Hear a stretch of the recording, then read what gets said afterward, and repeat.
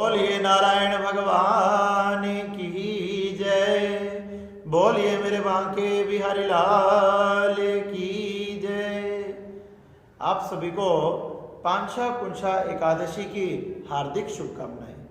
आश्विन मास के शुक्ल पक्ष में पाप कुंछा पांच कुंछा एकादशी को मनाया जाता है। ये बड़े आनंद तथा उत्सव के साथ मनाई जाती है। एक समय राजा युधिष्ठिर ने भगवान श्री कृष्ण के समीप जाकर पूछने लगे कि हे द्वारकाधीश, हे भगवान कृष्ण, आप कृपया करके मुझे आश्विन मास के शुक्ल पक्ष की एकादशी की कथा सुनाएं। उसका क्या नाम है, उसका क्या फल है, किस विधि से उस व्रत को किया जाता है। आपने मुझे आश्विन मास के कृष्ण पक्ष की इंदिरा एकादशी के बारे में बताया, जिससे समस्त पितरों का उद्धार हो जाता है और उन्हें मोक्ष की प्राप्ति होती है। अब आप कृपया करके मुझे आश्विन शुक्ल पक्ष की एकादशी के बारे में बताएं। भगवान कृष्ण बड़े ही प्रसन्न हुए तथा भगवान कृष्ण प्रसन्न होकर कहने लगे कि हे युधिष्ठिर, ये आश्विन मास के शुक्ल पक्ष की एकादशी का नाम पांछा कुंछा एकादशी है। ये एकादशी समस्त पापों को नष्ट करने वाली है। माना जाता है कि व्यक्ति के जीवन में जब तक ये एकादशी नहीं आती, जब तक उसके सारे शरीर में पाप बने रहते हैं। जैसे ही वो इस एकादशी के व्रत को धारण करता है, उसके शरीर से सारे पाप नष्ट हो जाते हैं और उन्हें पुण्यों की प्राप्ति होती है। ये एकादशी बड़ी महान है। जिस प्रकार से हरिद्वार, काशी तथा प्रयागराज जैसे तीर्थों में जाने से जो फल मनुष्यों को प्राप्त होता है, वही फल इस एकादशी को धारण करने से प्राप्त हो जाता है।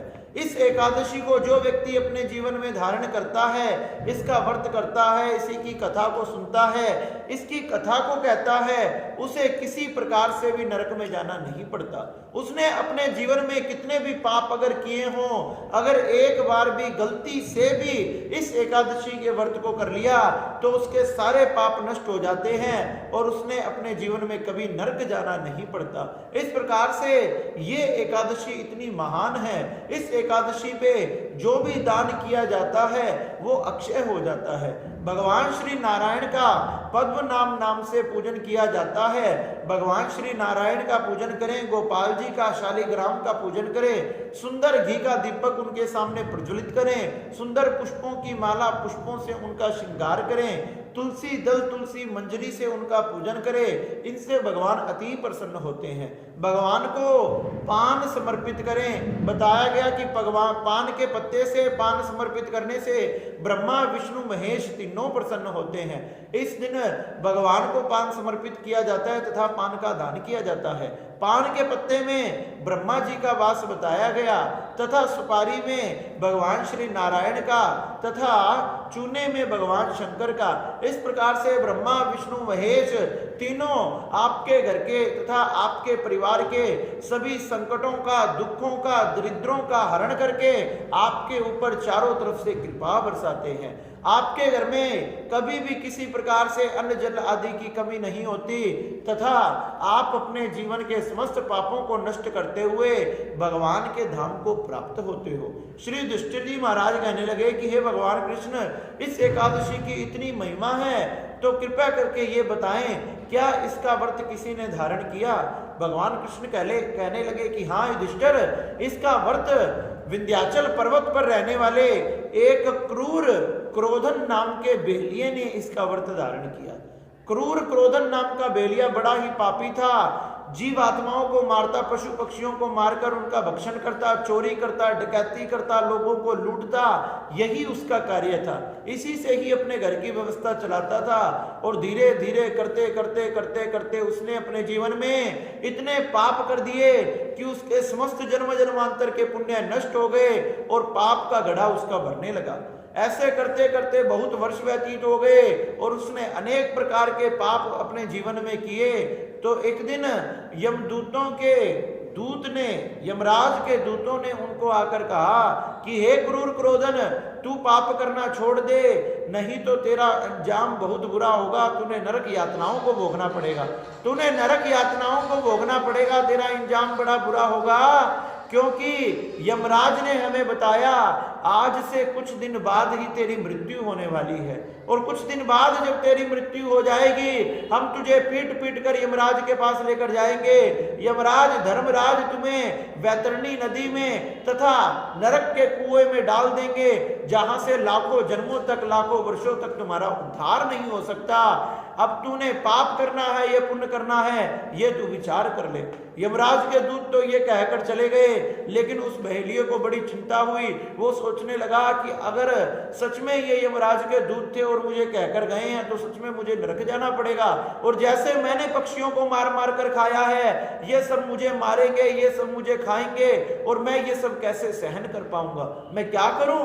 इतने में ही उसे पता लगा कि विंध्याचल पर्वत के पास में एक अंगिरा नाम के ऋषि आने वाले हैं। जैसे ही अंगिरा नाम के ऋषि वहां आकर विराजमान हुए, वो बहेलिया दौड़ा दौड़ा अंगिरा ऋषि के चरणों में पहुंच गया। चरणों में जाकर रोने लगा, विलाप करने लगा, तड़पने लगा कि हे महात्मा, हे साधु संत, आप मेरी रक्षा करो, मुझ पर कृपा करो, क्योंकि साधु संतों के दर्शन से ही जीव का कल्याण हो जाता है, जन्म जन्मांतर के पाप नष्ट हो जाते हैं। श्री अंगिरा ऋषि कहने लगे कि हे भैया, क्या बात है, तुम इस प्रकार से क्यों विलाप कर रहे हो, आप बताओ आपके दुख का कारण क्या है। वह कहने लगा कि हे गुरुदेव, हे संत महात्मा, महर्षि, साधु संत, मैंने अपने जीवन में बहुत प्रकार के पाप किए हैं, और पाप तो क्या, मैंने जीवन में बहुत पाप किए हैं। अपनों को लूटा, अपनों को खाया, जब अपनों को खा लिया तो दूसरों को भी नहीं छोड़ा। पशु पक्षी मानव मनुष्य किसी को मैंने नहीं छोड़ा, सबका मैंने भक्षण किया, सबके धन को लूटा, सबकी हत्याएं की। ऐसा कोई पाप नहीं है जो मैंने जीवन में ना किया हो। लेकिन हे साधु महात्मा, अब मैं इन पापों से छुटकारा पाना चाहता हूँ, क्योंकि इसका दंड मुझे हजारों सालों तक नरक की यातनाओं को भोगना पड़ेगा, वह मैं नहीं भोगना चाहता। अंगिरा ऋषि कहने लगे कि हे पुत्र, तूने पाप तो बहुत किए हैं जिससे तेरा उद्धार नहीं हो सकता। वह रोने लगा कि हे महात्मा, कोई तो एक उपाय ऐसा होगा जिससे मेरा कल्याण हो जाए, आप कृपया करके बताएं। अंगिरा ऋषि आसन लगाकर बैठ गए, नेत्र बंद कर कर उन्होंने देखा। कहने लगे, आज से थोड़े दिन बाद ही आश्विन मास के शुक्ल पक्ष की पापा कुंशा नाम की एकादशी आने वाली है। अगर उस एकादशी का व्रत तुम अपने जीवन में एक बार भी धारण कर लोगे तो तुम्हारे समस्त जीवन के क्या, तुम्हारे जन्म जन्मांतर के पाप नष्ट हो जाएंगे और भगवान श्री नारायण तुम पर कृपा करेंगे। जैसे ही उसने सुना वह बड़ा आनंद हो गया। वह तो अब उसके हृदय में आनंद का समुद्र उमड़ने लगा कि भगवान का शुक्रिया, भगवान का धन्यवाद कि कोई तो ऐसा उपाय है जिससे मैं नरक आदि बाधाओं से छुटकारा पा सकता हूँ। मैंने जो अपराध किए हैं उनकी मैं क्षमा याचना कर सकता हूँ। अंगिरा ऋषि को प्रणाम कर कर नमस्कार कर कर अपने घर गया। कुछ समय बाद जैसे ही अश्विन मास के शुक्ल पक्ष की ये पांचकुंशा नाम की एकादशी का व्रत आया, इस एकादशी के व्रत को धारण किया। धारण करते ही उसके जीवन के समस्त जन्मों के पाप नष्ट हो गए और पाप नष्ट हो गए। जैसे उसने एकादशी को भगवान का भजन किया, पूजन किया, सुंदर पुष्प आदि से, तुलसी से भगवान का पूजन किया, पान भगवान को समर्पित किया। द्वादशी के दिन जैसे ही पारण किया, भगवान श्री नारायण विमान के समेत उसके सामने प्रकट हो गए।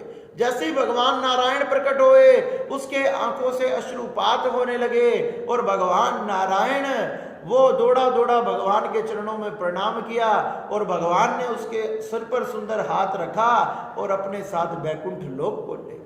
युधिष्ठिर जी महाराज कहने लगे, क्या इसने अपने जन्मों में इतने पाप किए फिर भी इसको बैकुंठ की प्राप्ति हुई? भगवान कृष्ण कहने लगे, यही तो इस एकादशी का प्रभाव है। अगर मनुष्य एक बार भी इसका व्रत धारण कर ले तो उसे यम का दूतों का मुंह नहीं देखना पड़ता, नरक नहीं जाना पड़ता, यमराज के रास्ते पे, यमराज के ठिकाने पर नहीं जाना पड़ता। वह तो भगवान नारायण के चरणों में जाता है और सदा सदा के लिए बैकुंठ में, विष्णु लोक में वास करता है। इस प्रकार से युधिष्ठिर जी महाराज बड़े ही प्रसन्न हुए कि ये पांचकुंशा नाम की एकादशी बड़ी पवित्र है, जो समस्त जीवन के पाप आदि को नष्ट करने वाली है तथा समस्त प्रकार से पुत्र आदि की, विवाह आदि के कार्य, घर की वृद्धि, व्यापार की वृद्धि, सभी प्रकार की मनोकामनाओं को पूर्ण करने वाली है। इस प्रकार से युधिष्ठिर जी महाराज ने ये कथा सुनी और भगवान नारायण ने, भगवान कृष्ण ने श्री युधिष्ठिर जी महाराज को ये बड़ी ही सुंदर कथा सुनाई। बोलिए नारायण भगवान की जय। अगर आपको हमारा चैनल पसंद आता है, ये वीडियो पसंद आती है, तो आप हमारी वीडियो को लाइक करें और चैनल को सब्सक्राइब करना भी ना भूलें तथा वीडियो को आगे शेयर करें। बोले श्री मां के बिहारी लाल की।